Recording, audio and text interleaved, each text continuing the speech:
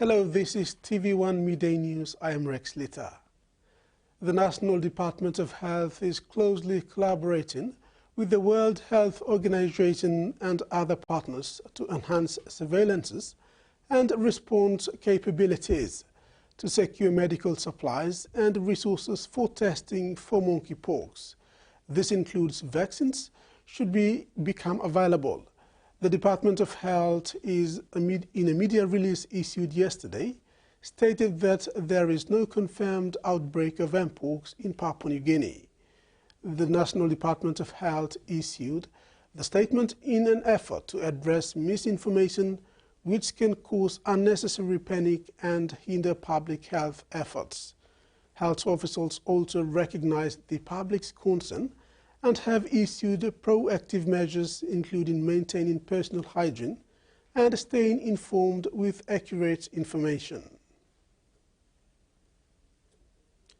The 187 people who were arrested during the rampage in Maprik on Tuesday, August 6th, were sentenced to 3 years imprisonment for instigating the rampage. East Sepik Provincial Police Commander Superintendent Christopher Tamari confirmed that the 187 people were sentenced to 3 years after they were found guilty. In a media conference in Port Moresby yesterday, former Maprik MP John Simon said the 187 people were sentenced during a special court hearing the day following their arrest. Simon denied speculations that these perpetrators were his relatives. He said the 187 people are from various villages in the East Sepik province who communed in Maprik town during the time of the rampage. Meanwhile, the former Maprik MP's 4 sons, who were part of the 187, were issued additional charges and imprisoned. PPC East Sepik Christopher Tamari confirmed that Simon's sons were brought to Maprik police station for the investigative officer to record their interview. Tamari added that he is yet to be briefed about the Simon boys' additional charges. John Simon confirmed that his 4 sons were brought down to Maprik police station. The Waigani Committal Court yesterday dismissed a case involving the former acting managing director of New Sky Pacific, Jordan Imal, following charges of dishonesty applying to his own use a vehicle bought with funds belonging to New Sky Pacific. The case was struck out because police did not provide evidence on time.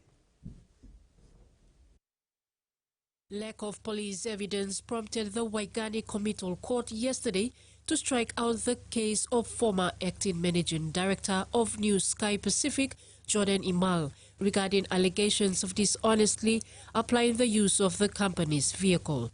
Presiding Magistrate Albert Daniels dismissed the case following a submission made by Imal's lawyer that the 3-month period for the police investigating officer to submit the hand-up brief to the court was not complied with, and asked the court to use its powers to strike out the matter. The case stemmed from allegations that Imal misused a Toyota VX executive vehicle that was provided to him for official use. Outside of court, Imal thanked the court for making a fair and just decision by dismissing the case.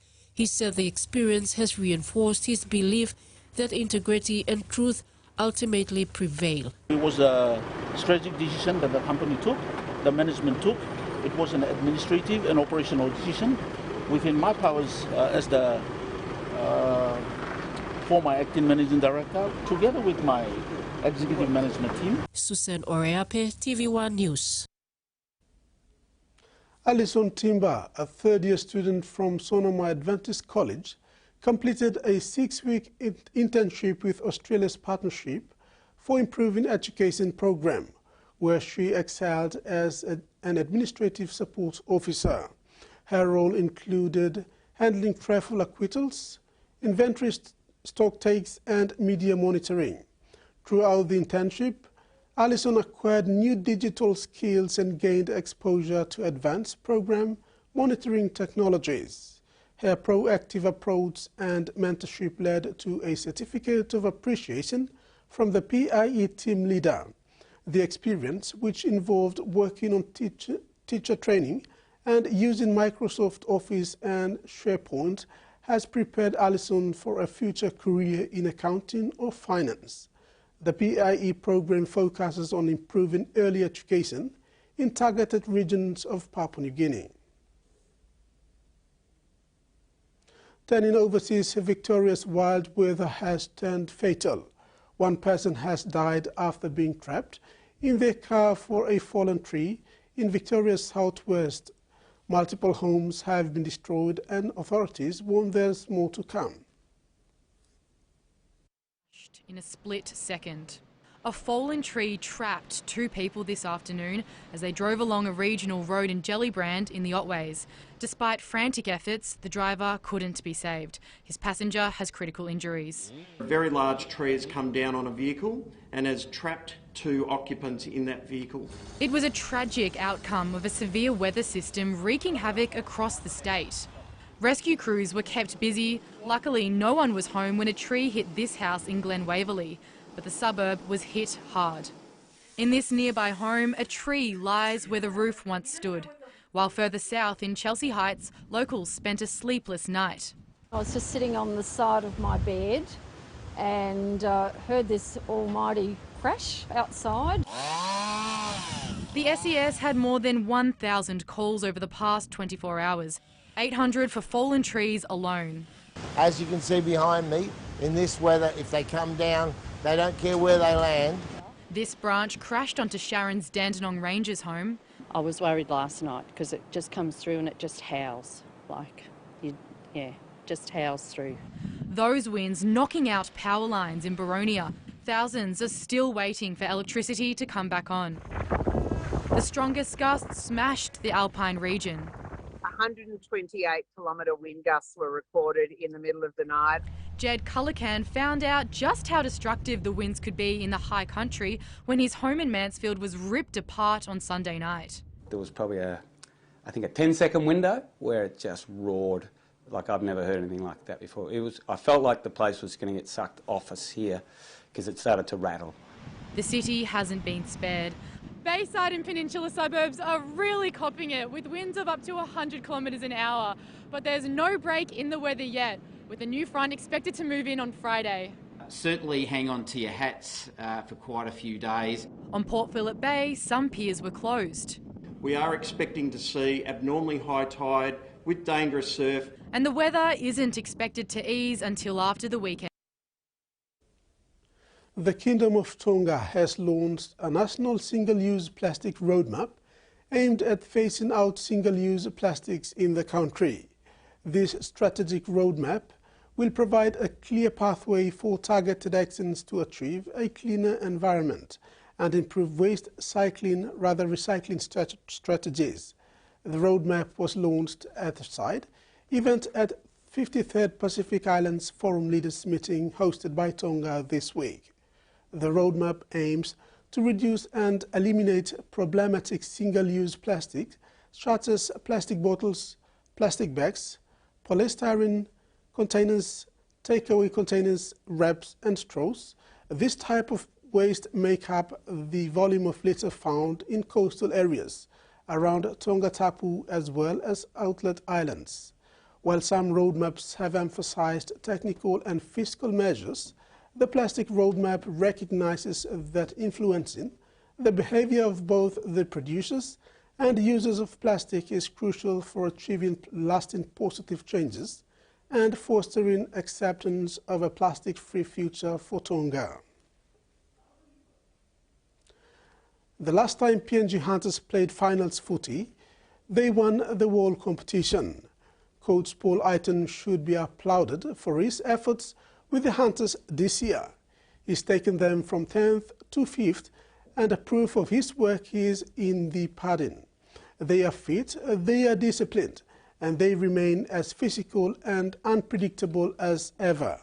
Fullback Sani Wabo brings a real X-factor to the side, filling the boots of Moria admirably, while Judah Rimbu has been one of the leading hookers of the competition all year.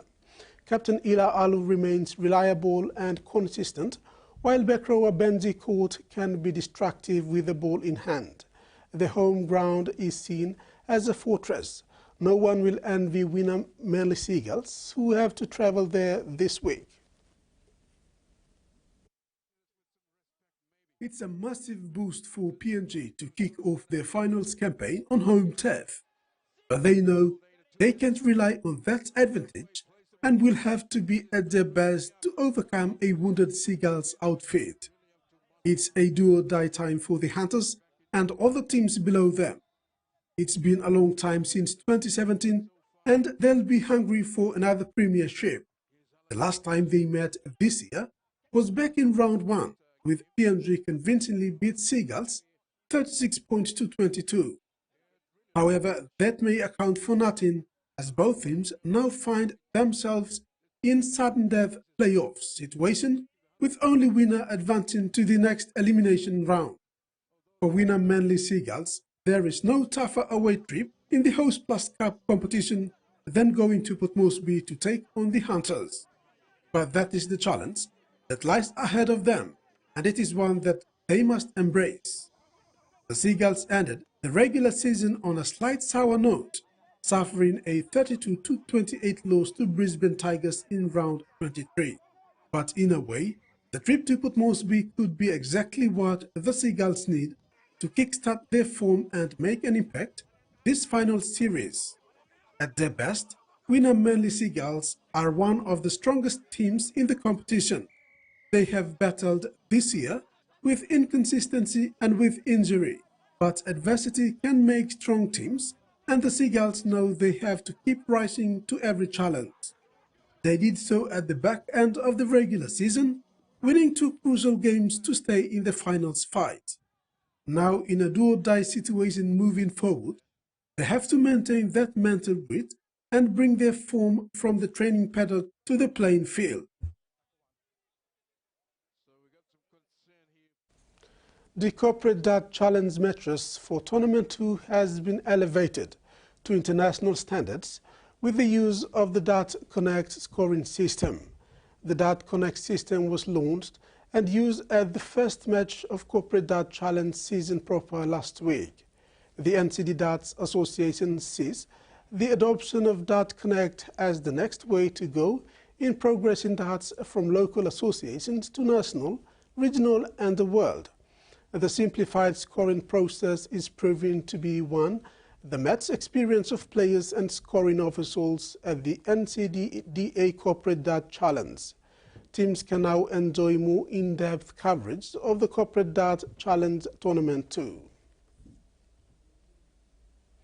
And that's the news at 12. Join us for more news and sports at 6 tonight.